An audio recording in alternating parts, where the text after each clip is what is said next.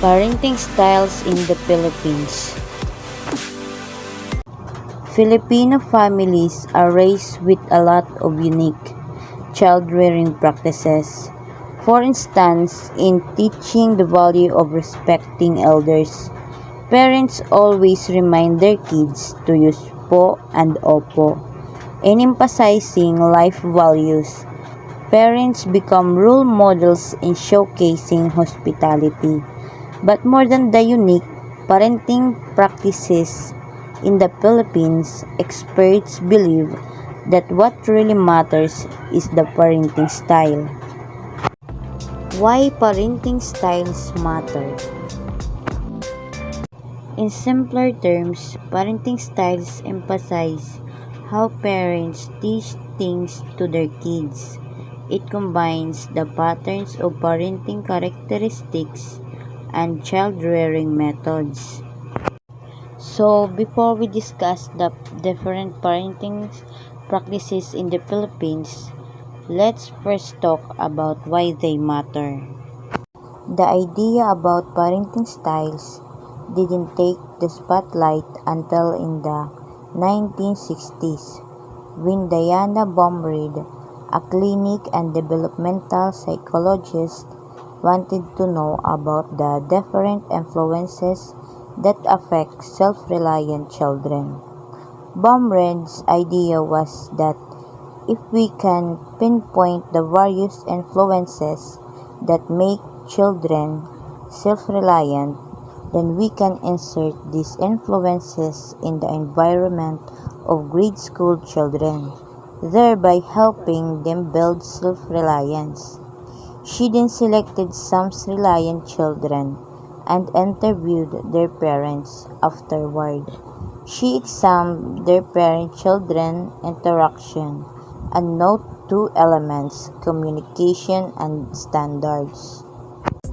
The parents of self-reliant children. From there, Baumrind discovered distinct parenting styles based on how high or how low the levels of communication and the standards are.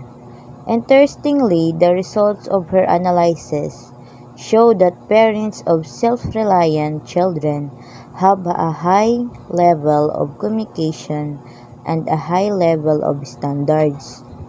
This means that these parents talk to their kids about their life choices to guide them.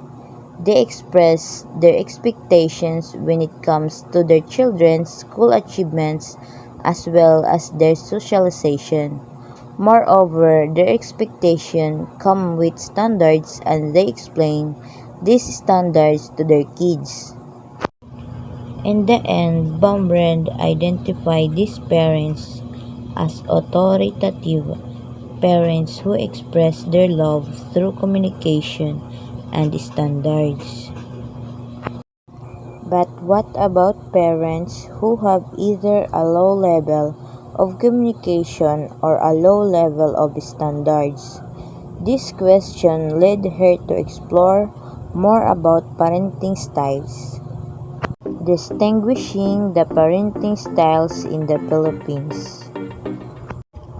Aside from the authoritative parenting style, Baumrind also identified permissive and authoritarian parenting styles.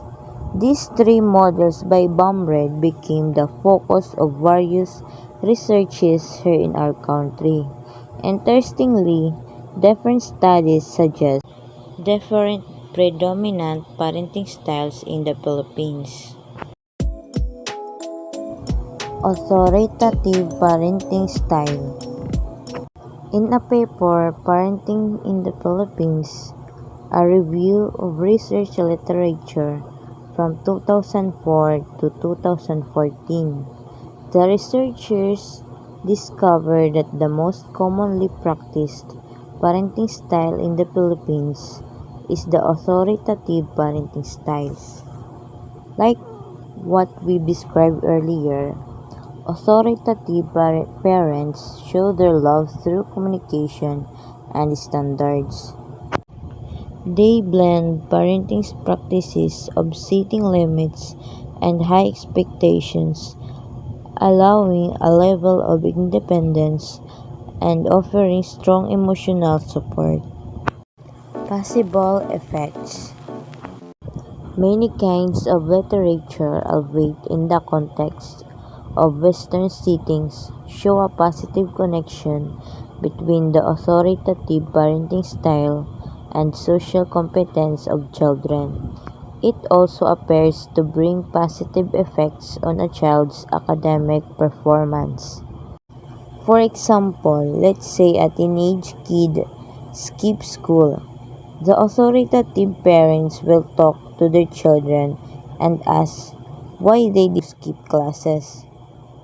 They will listen but also express their disappointment. Furthermore, they will explain why they need limits. Here's an important part of the authoritative parenting style.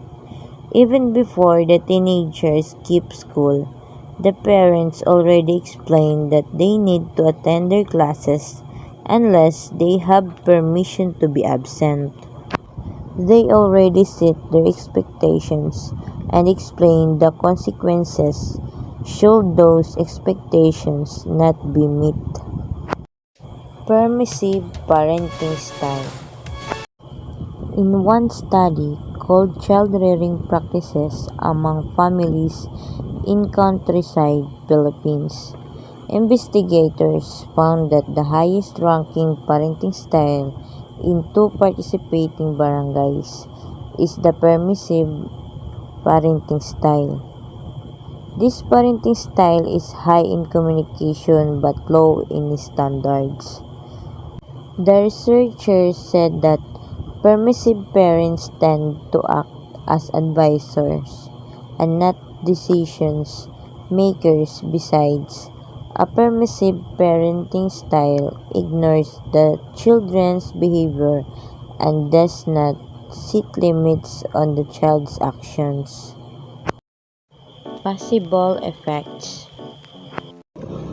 Some reports say that children raised by permissive parents might possess impulsiveness and might even lack self-control or develop a desire to control others. Due to the parents' permissiveness, the kids could be aimless and rebellious. For example, when a permissive parent learned that their kid had skipped classes, they may or may not let their kids know that they learned about the wrongdoing. They might try to talk to their kids about what they did, but in general, they will let the kid control the conversation. At one point, the parents might attempt to explain why the kid is wrong, but cannot stand their ground. In the end, there will be no consequences to child's actions. Furthermore, the parents will not take any steps to ensure that the wrongdoing will not happen again. Authoritarian parenting style. Though they may sound similar, the authoritative parenting style and the authoritarian style are very different. This parenting style is high in standards but low in communication. An authoritarian parent is one that expresses high expectations but shows low support. Most of the time, they would like to control their kids too. Due to their very stern nature, the communication tends to end up in argument and fighting, especially when the kids are old enough to fight back. Possible effects. Since authoritarian parents often want their kids' unquestioning obedience, all the while remaining detached, the kids might feel so confined they cannot wait to leave home. Additionally, children may develop low self-esteem and poor communication skills. Always remember, there's no one-size-fits-all parenting style. Many parents mix these parent styles depending on their kids' personalities and the situation they are in. And it's not surprising. After all, various parenting practices in the Philippines are affected by a lot of factors, such as societal norms, religious beliefs, and influences of other family members. What matters most is that you keep doing your best, seek help when needed, and always put the well being of your child first, no matter the style you choose as a parent. The impact of parenting styles. What effect do these parenting styles have on child development outcomes?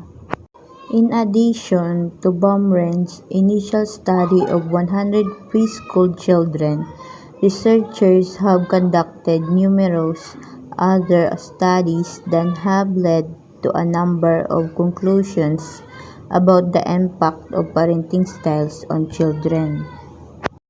Authoritarian parenting styles generally lead to children who are obedient and proficient, but they rank lower in happiness, social competence, and self-esteem.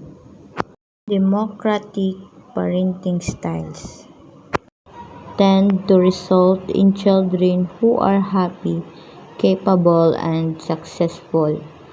Permissive parenting often results in children who rank low in happiness and self-regulation.